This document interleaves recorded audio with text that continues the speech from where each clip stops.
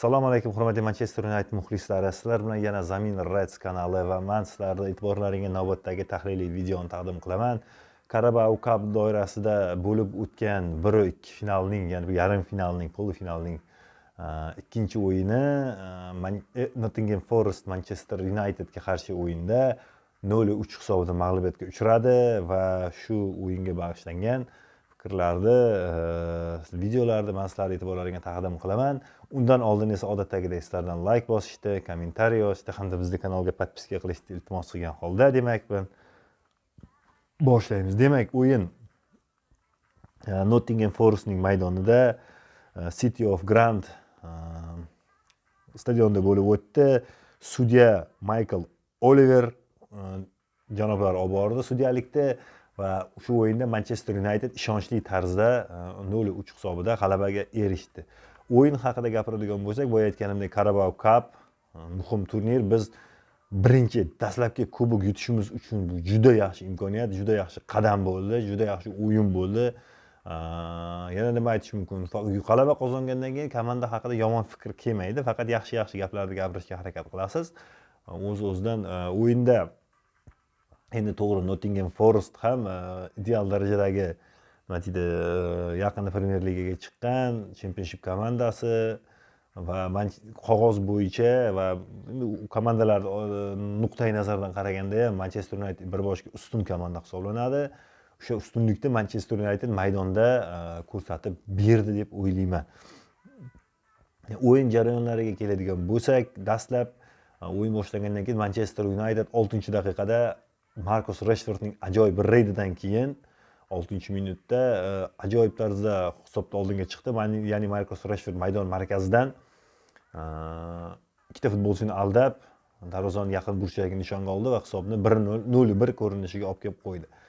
Taymda oxirida, ya'ni birinchi taymda oxirida 45-minutda ajoyib kombinatsiyadan keyin Anthonyning zarbasidan keyin darvozabon to'pni qaytaradi va to'pga birinchi bo'lib bizning arendaga olingan hujumchimiz Wout Weghorst yetib keladida hisobni 2-0 ko'rinishiga olib keladi-da. U o'zini Manchester United tarkibidagi gollar sonini hisobni ochadi va birinchi golni uradi va hisobni 2-0 ko'rinishiga olib kelib qo'yadi. Ikkinchi taymda 57-minutda Marcus Rashfordning o'rniga Alejandro Garnacho tushadi. 71-minutda Anthony hamda Eriksonning o'rniga Pelistri hamda Fredlar maydonga tushdi va 85-minutda Wout Weghorst o'rniga Anthony Elanga maydonga tushirdi Ten Hag.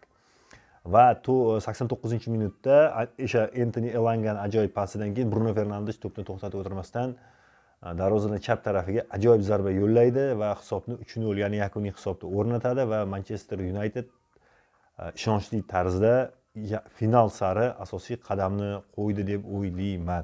Sizlar odatdagidek kommentariyada o'zlaringizning fikrlaringni, o'yin haqidagi bo'lgan fikrlaringni yozib qoldirishlaring mumkin.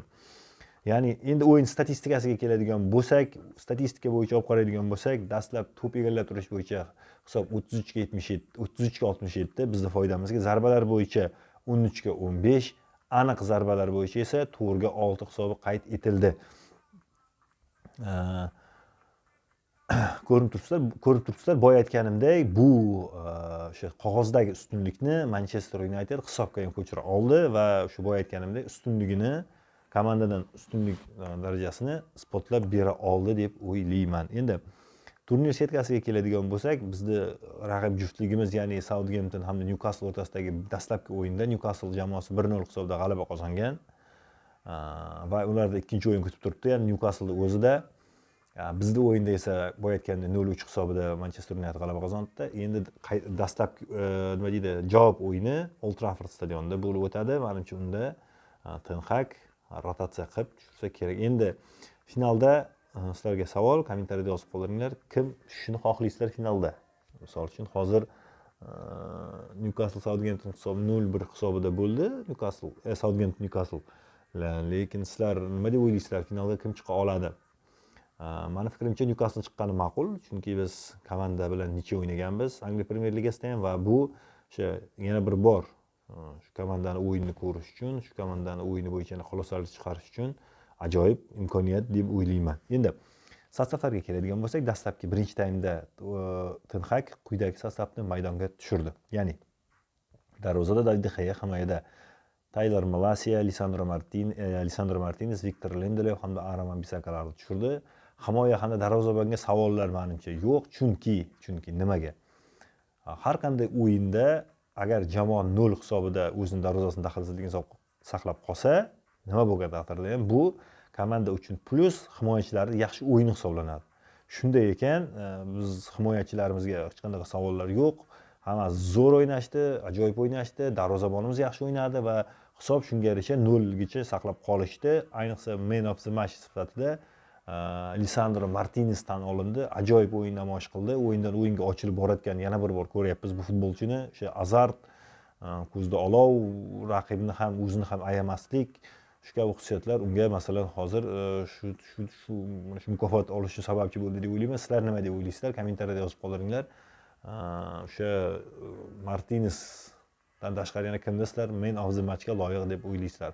Tayanch zonasida esa Eriksen hamda Kazemirolar harakat qildi. Kazemiro diskvalifikatsiyadan keyin Arsenalga qarshi o'yindan diskvalifikatsiyadan keyin maydonga qaytdi va birinchi golda assistentlik vazifasini bajarib berdi. Zo'r o'ynadi odatdagidek. U Kazemiro bo'lgan paytida Eriksen harakatlari yengilroq bo'ladi, unga prostranstvo ochiladi va u o'sha kerak paytda Kazemiro o'zini ichiga olib ketishi mumkin, kerak paytda bitta pas bilan Eriksenning o'rniga ajoyib kreativ pas bera olishi mumkin va shu sababli Kazemiro sostavda juda yaxshi o'rin topa oldi va Eriksenga bu o'sha aytganimdek kreativlik qilish uchun imkoniyat yaratib beryapti deb o'ylayman. Endi hujumchilar ortida Bruno Fernandes harakat qildi. Bruno Fernandes gol urdi. Bundan ortiq narsani man kutish mumkin. Yarim himoyachimiz, hujumkor yarim himoyachimiz o'zining gollarining sonini yana bittaga oshirib oldi. Ikkita qanotda Antony hamda Marcus Rashfordlar harakat qildi. Marcus Rashford zo'r o'ynadi.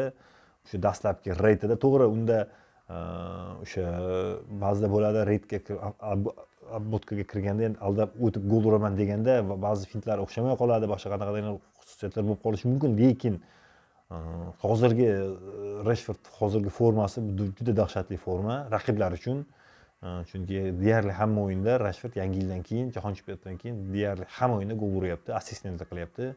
Bu albatta tahsinga loyiq va o'ylaymanki, bu o'sishda davom etadi va Ten Hag keyingi o'yinlarda ham Marcus Rashfordga imkoniyat beradi deb o'ylayman. Antonyga keladigan bo'lsak, Antony ham yaxshi harakat qildi. Endi ko'pchilik aytayapti, Antony narxiga arzimaydi, o'yini chiqmayapti. To'g'ri, o'yini chiqmasligi mumkin, lekin bu futbolda endi o'sha paytdagi o'yinchining holati shu narsaga javob bera olganki, qandaydir kriteriylari trenerda ishontira olganki, shuncha summa to'lab shu o'yinchini olishga va u bizni sostavda o'zini o'rnini topa olyapti va undan ba'zida o'sha o'ylamagan harakatlar, keskin chiroyli harakatlarni biz ko'rib turibmiz va bu bilan menimcha Antony ham o'sishni davom etadi deb o'ylayman.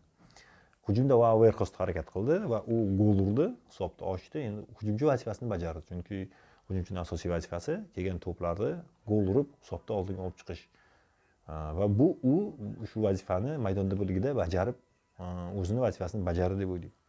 Ikkinchi taymda maydonga tushgan futbolchilar: darvozada De Gea, himoyada Malacia, Lindelof, Martinez, Bissaka, tayanch zonasida Fred hamda Kazemirolar o'ynadi. Fred ham zo'r o'ynadi. O'sha markazda Kazemiro bilan birgalikda, boya aytganda Kazemiro borligidan keyin Fred ham sal o'yini ochiladi. Erkinroq harakat qilishni boshlaydi. Hujumchilar ortida Bruno Fernandes, ikkita qanotda Felisteri hamda Garnacholar harakat qildi. Hujumda Elangalar harakat qildi va uchalasi ham juda yosh, masalan, kreativ futbolchilar ekanligini ko'rsatib beryapti. Felisteri ham harakat qilyapti. O'sha 3-golda sal qolganda Felisteri sal mechikda tezroq harakat qilganda balki olib qochib gol urish imkoniyatiga ega bo'larmidi. Shu sababli bu bizning hujumchilarimiz va hujumda o'ynayotgan futbolchilarimiz ajoyib o'yin namoyish qildi deb o'ylayman. Endi videoning oxirida sizlardan odatdagidek like bosishda, kommentariy yozishda hamda bizning kanalga podpiska qilishni iltimos qilgan holda sizlar bilan xayrlashaman. Sizlar bilan Zamin Reds kanali bo'ldi. Odatdagidek sizlarga videoning oxirida men gol qo'yib beraman. Urilgan gollarni sizlardan odatdagidek shu boya aytganimda yana takror aytganim Zamin Reds kanali bo'ldi. Xayr, o'zlaringiz asranglar.